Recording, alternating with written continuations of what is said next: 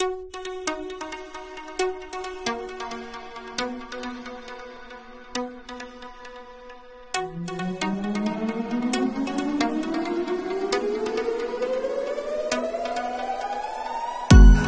love explode and bring the dead to life. A love so bold to see a revolution somehow. Let love explode and bring the dead to life. A love so bold to see a revolution somehow.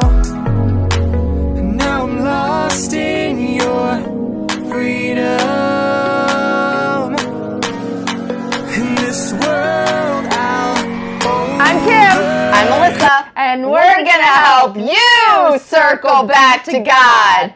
Okay, an update. My mom went to the hospital on Tuesday. She came out on Thursday.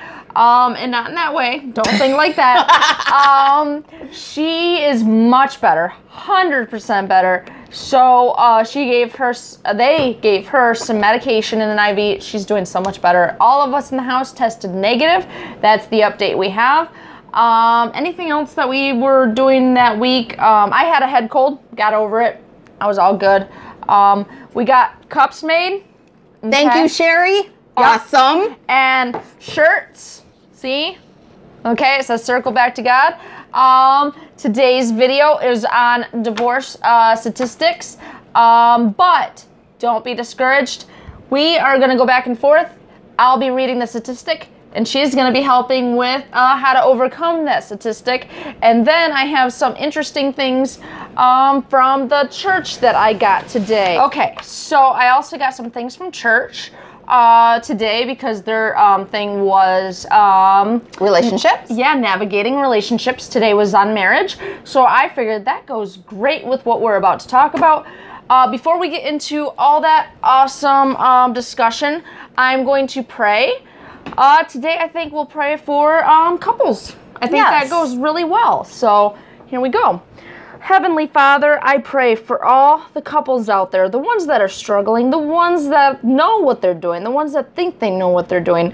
I ask for you to send your love to them, to teach them how to get along with one another, to teach them that if they, concentrate on you, they'll find a way to work all the problems out. Big, little, doesn't matter. Family problems, financial problems. If they look to you, Lord, they'll figure it out. In Jesus' name, I pray all this. Amen. Amen. Okay. And we also got new mics, so this is our first time using it, so I apologize. Okay, so first statistic. Okay. Millennials are the reason that divorce rates and marriage rates are decreasing. This is because millennials are waiting to get married and they are staying married longer. So if you want to get married, wait a bit to achieve that goal. If you wait until you are 25 or older, it's most likely your marriage will last. Woohoo! Good throw. All right. So, okay, millennials out there, you're doing awesome. Awesome. Yes, I know marriage, rates are decreasing, but you know what? I'd rather have that decrease than, even divorce rates are decreasing, which I'd rather have that than have them rise. So you guys are doing awesome in that way. Almost 50% of marriages end in divorce or separation. In that case, listen to how we can help you stay together. If you get married more than one time, the chances of divorce rise. So be careful. I say to see what you and your partner did wrong in the first marriage and try to work on those problems. This will help the chances of staying married the second time around. Yep. And you know what? Hindsight is 20/20. Sometimes you'll see if you made a mistake when you get married again. You'll see, oh no, I did that the first time. I don't want to do it again. So learn from your mistakes and try again, and cards are flying at me. Uh-oh. Yep. They're attacking us. Uh-oh. Okay. 15% of adult women in the U.S. are divorced or separated today, compared with less than 1% in the 1920s. Wow. Yeah. I believe family values were better back in the early 1900s. If we look back, we could see a great time where women stayed home with their families, men worked, and everyone knew their role. I am not saying that women shouldn't join the workforce or men shouldn't stay home raising the kids. But if you look back, you'll see how the world has changed. What do you think about that? Do you My phone's really getting bad. So, what do you think about the roles back in the day? I do believe that women have the right to work. I do believe that. Too. I am not a womanizer. I don't believe women should stay in the kitchen barefoot and pregnant now. Don't get me wrong. But I believe that if you do want to raise a family, you got to figure out who can stay home with the kids. I'm not saying the woman should. I'm not saying the man should. But somebody loving and somebody that has your kid's best interest at heart should be there. Because I know a lot of kids that suffer from being dropped off at a babysitter's house and they only care about the paycheck and they're not caring about the kid's best interest. So I say if you want to work and your husband wants to work, find somebody that has your best kid's interest, at heart. They need education. They need love. They need somebody to talk to in need, I know I'm a stay-at-home mom. My husband works part-time for Uber. And then if I need Melissa, she's here for me. She has my kid's interest at heart. So find somebody that, it takes a village. Okay? Yes, it sure. It takes a village to raise a family. I don't care if a person doesn't have kids. That person can help another person's family by watching their children for them. So like I said, I'm not a womanizer. I just believe that children should be first priority to make the world, Yes. I've seen a lot of changes in the last few years since I was little, how it's changed. So the average age for couples going through their first divorce is 30 years of age. Like I mentioned, a couple should wait until they are 25 years or older to get married. Yep. I was 26. How old were you? She's doing the math in her head. Give her a minute. That's way too hard. So you've been married almost 8 years, right? Mm-hmm. So 32? Does that sound about right? No, yeah. That was really long ago. I can't remember. I'm drawing a blank. I'll put it in the, comments or when I edit the video. I'll put it in there when she finds out what year. Matthew was 25. So I was about in my 20s. Okay. Let's see. Wives are the ones, and I don't like reading this one, but it's on there. Wives are the ones most often to file for divorce. That's because we're grumpy and we need help. No. We are very grumpy. Go ahead, dear. So many men out there make their wives happy. As my husband always say, happy wives, happy lives. Yep. And wives, talk to your men. He's clueless and he has no idea what is happening in your head. Which is true. They are not mind readers, you know. And women change their minds completely. They do. It's like, okay, 1 minute I want a hamburger. Right. The next minute I want a chicken sandwich. Okay, that's just something small. But think about bigger things. 1 minute I want to live in the country. The next minute, I don't want the solitude. I want to live in the city. So exactly. A man has to talk to his wife, make her happy, find out what's happening with her. And if a wife says, I'm fine, she ain't fine. She's not fine. Talk to her.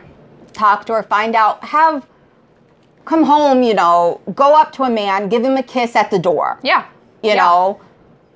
Any little thing. Right, exactly. If a man comes home from work and you've been home all day and the kids have been driving you nuts, at least give him, because he's had a hard day at work, at least give him 45 minutes to unwind, not rewind. That'd be really weird. Yep. Give him about 45 minutes or so to unwind a little bit and then do something as a family. Watch a movie, stuff like that, just so you guys can connect. Exactly. Have a date night. Yes, exactly. And we're going to be doing a lot of that in June. We call it June romance. So stay tuned for that. We got a lot of ideas for you guys. Okay. The divorce rate among 50 and older has doubled in the past 20 years, according to the research by Bowling Green State University. I believe if you are married for that long, Yep. you should find out what the problem is and fix it. A lot of people go, they think divorce is the answer. Yeah. It's not. I mean, I think a lot of the problem is, too, once you have an empty nest, you don't know what to do in your relationship. And I think that's why a lot of 50-year-olds get divorced, because they surrounded themselves by their kids. And as soon as the kids leave, they're like, well, now what? And they get bored with each other. Well, I think, you know what, when my kids are out of the house, I'm thinking, wow, so many trips I can take. Yeah. I'm not saying my kids are, I love taking vacations with my kids. Oh, we went to Pennsylvania 2 years ago. That was fun. But you got to find ways to connect even when your kids are home. Rekindle the magic. Exactly. So when your kids are still young, have a date night once a week. Reconnect. Have a conversation and try not to talk about the kids. Don't say, well, this child did this week, or this kid got this achievement. Talk about your lives. So that way, when they are gone, when you guys are empty nesters, you'll have something to talk about other than the children. Exactly. The average length of a marriage that ends in divorce is 8 years. I would consider seeking counseling or any other kind of help that makes the marriage stronger. Sometimes you just need an outside look at the problem. Even a friend. Talk about a friend, talk to a friend, and, don't always say, well, my husband did this or my husband did that. Talk about other things too, a friend, a family member, somebody that you can trust. Counseling works. I went through counseling with my husband after we were only married 2 years. I went to go seek counseling from my pastor, and I got to tell you, he gave us a lot of insight, a lot of biblical scripture. It really does work to read the Bible. And what my neighbor likes to say is, a family that prays together stays together. So keep that in mind, too. My husband and I also went to counseling, and it helped tremendously. It does. It does. And you think, oh, I don't want that stigma. I don't need counseling because it gives you stigma. No, divorce is actually a worse stigma. Yes. You'll be part of a statistic, and any way you look at it, you're a statistic. Right. We're statistics just by women. Right. Or a statistic by doing a YouTube channel. Right. So don't look at it as a stigma. If you need help, it's better to get help than give it all up, especially if you have kids, On to our next one. Let's see. It is said that January is divorce month. That's terrible. Isn't it? And you'll read the next one here. So people out there, listen. Buy your significant other a really great gift for Christmas. Just kidding. Gifts don't and won't make a relationship better. Instead, take them somewhere special for Christmas. Spend time with them. Quality time, not just a checkbox. Okay, we went to the movies together. No. Spend quality time. Go to a restaurant where it's kind of quiet and you guys can have a conversation. Even if you can't afford it because of the times are hard right now, have a candlelight dinner at home. Right. If you have older kids, like, teenagers, have them plan where they can serve you. My daughter did that once. It was really nice. She was the waitress and she was the server. She did all of it. It was really nice. And she loved to play that role too. Right. Incorporate the kids with the dinner. Exactly. It's so much fun. Have a little menu set out and you get to pick off the menu, and especially if you have older kids that know how to cook, it really is fun. Even if it is only 3 things, at least they get to learn how to serve others too. So but yeah, I think January is because, for one, you're fighting about money. Right. You are fighting about all sorts of things. And they also say suicidal rates are up during Christmas time too, which is sad. Yes. So spend a lot of quality time and not just thinking about the gifts.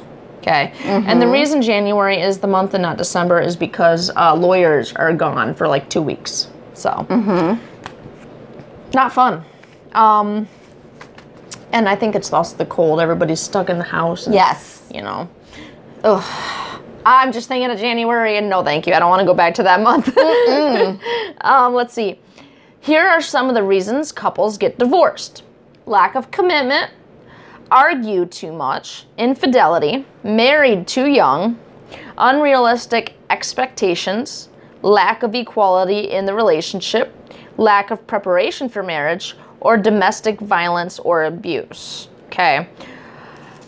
So a lot of these, I think you can overcome. I think all of these you can even the abuse you can overcome Yes. if there's counseling and they want to change and they want to seek help. So infidelity, you have to really be careful on that one. That one is really hard to trust again.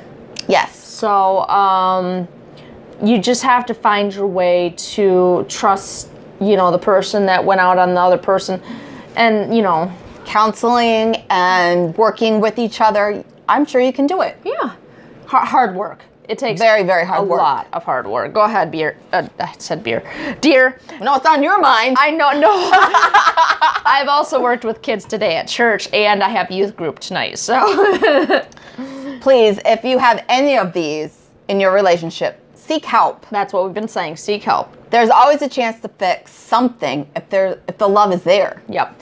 Now, even if the love is not there and you feel like you don't love the person, you can actually Rekindle it. This comes from personal. You can rekindle it. You can Yes. bring it back. Yes. And sometimes even after the hardships, the love is actually stronger. You grow a better bond. I know for personal, me and my husband were split up for 4 months. When we got married, like I said, for 2 years we were married, and then we split up for 4 months, almost got a divorce. My pastor helped us out, my family helped us out, and we have been strong ever since. And that was nearly 9 years ago. So I'm telling you, okay, this is not me just, spewing out statistics. This is Right. personal, okay? I have a story out there. I'm not sharing all the details, but Right, me as well. Almost got a divorce, that close, filled out the paperwork, didn't do it. My one son was, I think, 2 years old at the time. My daughter was 5 years old at the time, I think. So I'm glad we didn't, because now I have another little one, and he's awesome, and we enjoy life together, so. So if you want a long-lasting marriage, I would suggest. Yep. Speeding I know. through. She's speeding through. I know. I was thinking it was your turn too, because I got talking on the subject of, Okay. 48% of those who marry before the age of 18 are likely to divorce within 10 years, compared to 25% of those who marry after the age of 25. All right, now it's my turn. So if you want a long-lasting marriage, I would suggest waiting until after the age of 25. Yep. Yeah, it's very important. I think me and you are good for most, because we waited, Yeah. So, We're not married, but you know what? It's a joke. Well, Right. Okay. High school dropouts are 13% more likely to get divorced. Please finish high school. Yeah. Even if you don't want to go to a higher education, just finish high school. It's not that tough. I did it, graduated with honors. And I got bullied. And next week we're actually doing a segment on bullying. So Yep. Or you could get your GHD? I can't even talk today. GED. GED. Actually, yes. I finished high school. My husband got a GED. So exactly. Right. And my mom got a GED. She said it was a lot harder than high school. So if you just finish high school, get it over with. Easier said than done. My daughter's in 10th grade. She really wants to drop out, and I'm like, nope. So, individuals who have attended college have a 13% lower risk of divorce. So the answer to a better marriage is attend college or some higher education. I'm not saying college is for everyone, because I tried college and it wasn't for me. No, it's not for my daughter either. She doesn't want to do higher education. She doesn't want to do that kind of higher education. What I meant by that too, because I typed these up, and what I meant by that is educate yourself. Okay? Right. It doesn't mean to actually pay to go somewhere, to a school, to a trade school, anything like that. I'm talking even do research on a topic you're interested in. You know, educate yourself and learn a new skill even. Learn how to work on a car.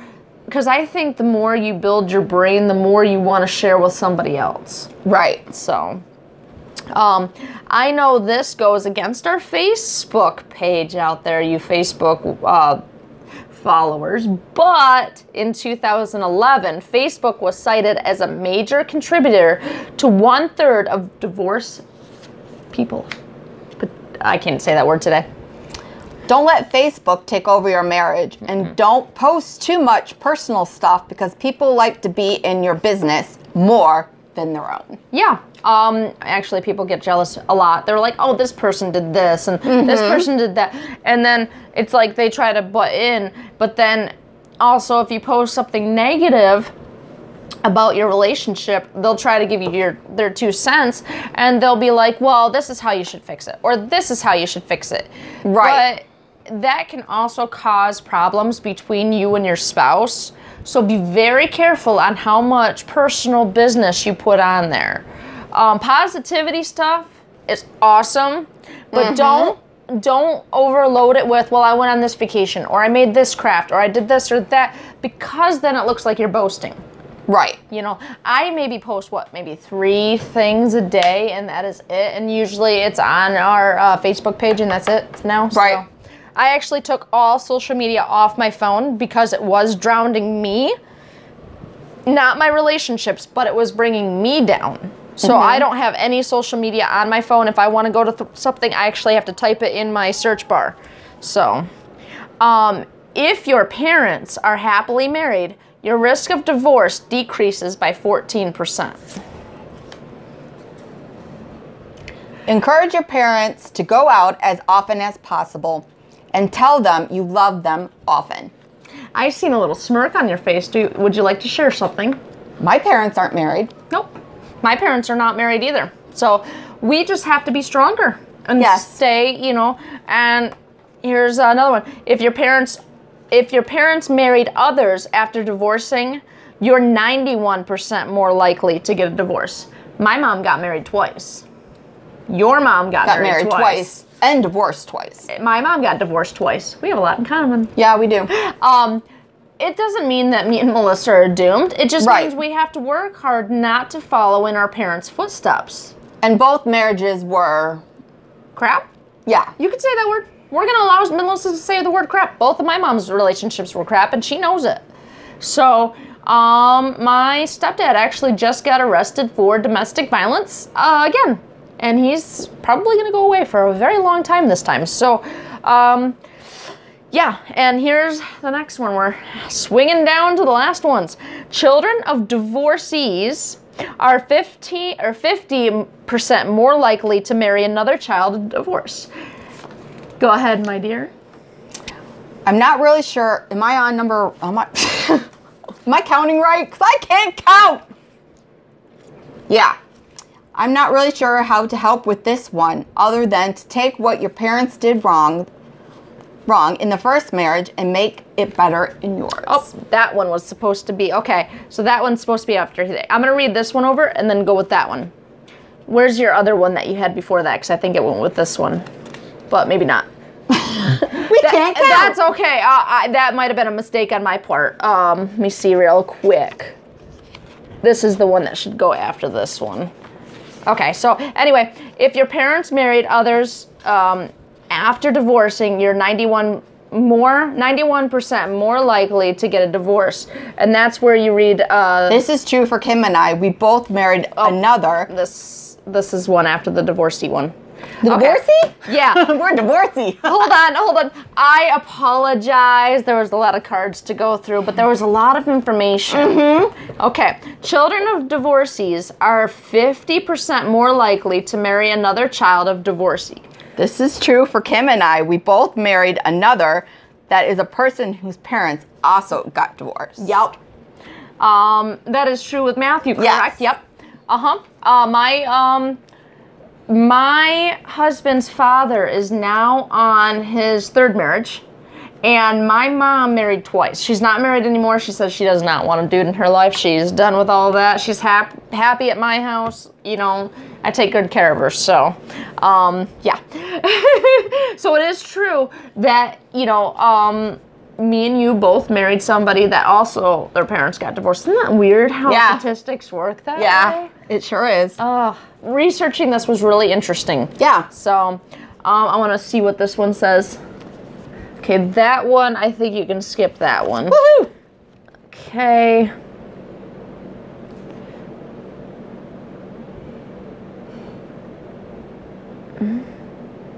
Okay. I just had to make sure. I do apologize for that small little break, but I numbered some of these wrong. That was my bad. A recent study of divorced people found that nearly 15% of them cited video game addiction as a major factor in the decision to get a divorce. I say get involved with a few of their games to have something to do together. And if it's a big problem, talk to them about it. Remember to talk to your spouse about any issues that bother you. Yeah, I know sometimes when video games are, like if my husband's really into a game and he's ignoring me, I'll ask him, hey. Okay, so the first one is date your spouse. And like we were saying, is go out on dates. And that can even be put the kids to bed early and pop in a movie. Exactly. Reconnect. Cuddle together. Yeah, reconnect. If you're a reader and you want to read books, read out loud. I used to do that. My husband and I used to cuddle in bed in that book by Stephen King, Eye of the Dragon. I read that whole book to him out loud. Awesome. Yep, we would cuddle in bed. I would read it, and it was awesome. Okay, Melissa, number 2. Have lots of sex. Yep. And they said this in church today. I started laughing. So did I. I was like, oh my gosh. So, and this means not one person initiate. This means discuss what lots means. Because you don't want to be the one that always initiates it. So discuss that, you know, because reconnecting is very important. Yes. Number 3 is follow a budget. A lot of couples fight about money. So, talk about what you want your money to go towards. I know that if you spend it too much on a certain thing like fast food or video games, at the end of the month or whatever, things could get tough and you guys could start arguing about it. So, make big decisions together. Buying a house, buying a car, bringing home a puppy, all big decisions. I actually make small decisions, you know, with my husband. We discuss everything almost. So Yeah, so do we. Whenever we make a purchase, we ask each other before we make it. Yep. The next one is, let's see, fight fair. I liked what she said in church about this. Does not mean like if your partner is sitting on the couch, you know, chump. Be a student of him or her. And would you like to explain to our viewers what that entails? Well, like learn more about them. Because you're not always going to be, agreeing with the same thing. Definitely not. And you know what? That's boring.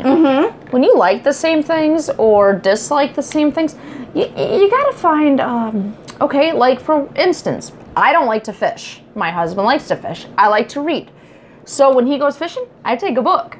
Exactly. So nice. When I got with my husband, I liked a certain kind of music. When I got with him, I learned how to like his kind of music. And now I'm very versatile. I like all kinds of music. Me too. I do not. Word. Yeah, either can I. Okay. But I didn't like country music, and now it's one of my favorite. Yeah. You know. You learn how to like something of them so things don't get boring. The next one is don't keep secrets. Okay. I tell my husband everything. He tells me everything. If somebody flirts with him, he tells me. I don't get jealous because I know he's coming home to me, and you know, Right. He works, you know, the midnight shift for Uber, and he gets a lot of, you know, Weirdos. yeah, and he tells me all sorts of stories. I love it. And he's doing his work because he's getting people that are drinking too much off the street. So he's actually doing the community a great deal of service right there. But I know his passwords. He knows my passwords. We don't hide anything from each other, and that's what makes a great relationship. It doesn't mean that they have to be the police of the relationship and Right, check in on exactly. you. It just means you guys can leave your phones sitting out and have them look at it, you know? So, what's the next one there, Melissa? Have friends, both together and separate. And that's why I have Melissa. Exactly. Yep. And then, you know, we get together as couples too. Her husband plays video games with my husband. It is really nice. And then I have my other guy friends that I go with my husband with, and sometimes he hangs out with them by himself. He has Right. his friends. I have my friends. And then we do things together. Yes. So it is really nice, and it's a good outlet. I know that in this day and age where COVID happened and we're locked in our homes a lot more, you can go a little loony. So the best thing to do too is little? also, yeah, just a little. A little. Just a little. But you know what? There's FaceTime on Facebook. It's awesome. Oh, yeah. I just rediscovered it with her, okay? When we can't see each other, we at least get to see each other's faces. And that can even be scary, trust me. Yeah, I mean, for exactly. me anyway. I know. Because I meant my face. Well, okay, but you know what though? Everybody says we look like sisters. So Oh, okay. if you're dissing yourself, you're dissing me, girlfriend. Oh, okay. I'm sorry. See? I'm sorry. And she likes seeing my kids too on FaceTime. I do. They love showing her pictures and everything. So I do. Yep. So Yep. if you can't be with a loved one because they're sick, try to do FaceTime. Skype even works. Yeah. What is the one we use for Bible study? BSF? Yeah. Oh, Zoom. Zoom. There you go. I couldn't think of what it is. There's always Zoom, you know. Connect that way as well. And then the next one is speak well of each other, both in private and in public. You don't always want to dog your husband or your wife and say, well, they did this, or man, I can't stand them, or even an eye roll can be really disturbing. You want to speak well of them, you know. Compliment them. Both in public and in private. They love it. I love when my husband says, well, you know what? My wife has a really good head on her shoulders. Or she's doing something. I have to tell you, it perks me up. It really does. And one time I was going to church and I was wearing something different, and he's like, you are so beautiful today. I was smiling like a high schooler all day. I couldn't. She was. I was. She seen me. I was like, I tell you what, it felt so good to get a compliment like that. So I got to tell you, I don't care if you're a man or a woman, child, whatever you are watching this right now, compliment people because it goes a long way. Oh, yes. Okay. One other thing I wanted to say that I got from church today was God is the business of bringing dead things to life. So if you think your marriage is failing, God is in the business of bringing it back to life. Pray. Read the scriptures. I'm telling you, there is good stuff in that book. You know, it's the living word. I don't care if it was written over centuries and centuries ago. Read it because it's still living. Oh, yeah, most definitely. Every time you reread the Bible, you find something new. Yes. That is the awesome thing about it. The verse we got from church today, I'm going to read that to you. This is really, really good. Okay, so if you are not associated with Hopevale Church, get there. Go to hopevale.org, right? Go there, watch today's sermon. I gotta tell you, I was inspired to go home and make a candlelight meal. If I didn't have to go to youth group, I was gonna go home and please my husband because he has done a lot for me and my family. Mine as well. Yes, I love it. But the verse from today's thing was, some Pharisee, okay, this is from Matthew 19:3 through 9, okay? Some Pharisees came to him to test him. They asked, is it lawful for a man to divorce his wife for any and every reason? Okay, and here's Jesus' answer. Haven't you read that at the beginning, the Creator made them male and female, and said, for this reason, a man will leave his father and mother and be united to his wife, and the two will become one flesh. Okay? So they are no longer two, but one flesh. Therefore, what God has joined together, let no one separate. Why then, they asked, did Moses command that a man give his wife a certificate of divorce and send her away? Jesus replied, Moses permitted you to divorce your wives because your hearts were hard, but it was not this way from the beginning. I tell you that anyone who divorces his wife, except for sexual immorality, and marries another woman, commits adultery. Okay. I find that to be very true because guess what? It's in the living word. Okay. But here's my advice. I'm not judging. She's not judging. God doesn't. Well, he does. But if you ask for forgiveness, he gives. Okay. This is an unforgivable sin. And if you find love again, you find love again. Right. Right? Right. My mom did twice. My father-in-law did 3 times. Hopefully 3 times is a charm and he stays married. Right. Your father-in-law and mother-in-law, you know? Mm-hmm. It was her second marriage. What about your father-in-law? Was that his second marriage too? Yes. Yep. And they found love again. And are they happily married? Oh yes, most yeah. definitely. See? They are awesome. Yeah, and you know, even though we said that it's a higher chance of divorce, it doesn't mean that there is no hope. Exactly. There's love out there. There's plenty of fish in the sea. Just have to work at it. Don't just give up the first sign of trouble. Exactly. Yeah. And you know what? A lot of physical contact can help. A lot of hugs. I'm not just talking about stuff in the bedroom. I'm talking about hugs. You're feeling down? Go hug your husband. Even a pet. Hug a pet. Yeah. I have a lot of pets to hug. You can come over to my house and hug one. I got 2 cats. So, like I said, there's ways to help each other. Mm-hmm. Ways that friends can help. Oh, yes. Family, counselors. So, stick it out. If you need any help from anybody, just give them a call and say, hey, we're having problems. So, I hope you got a lot of advice from this video. We'll be back again Wednesday for another awesome video. Bye. Bye.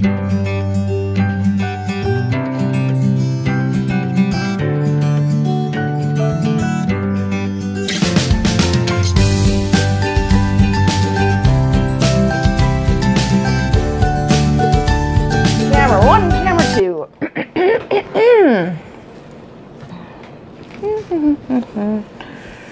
My cup don't work. Oh, there it goes. Why do I look so much taller? I gotta slouch or something. Because you got an arm. I look so much taller than you, and I know I'm not that. Is the camera weird? It's kind of crooked. Oh, then maybe that's it. I just plain short. Is that better? Ready? As I'll ever be. Ow. Okay, we don't have an hour to mess around this time. I know the camera confuses you and makes you nervous. Everything confuses me. What are you talking about? I'm so glad my Melissa's back. Where did I go? The devil ate you. That explains a lot. Yes. Okay. This is 2020. Actually, it's 2021. And here we go again. Okay. Okay. Ready? Okay. How funky is your chicken? Okay.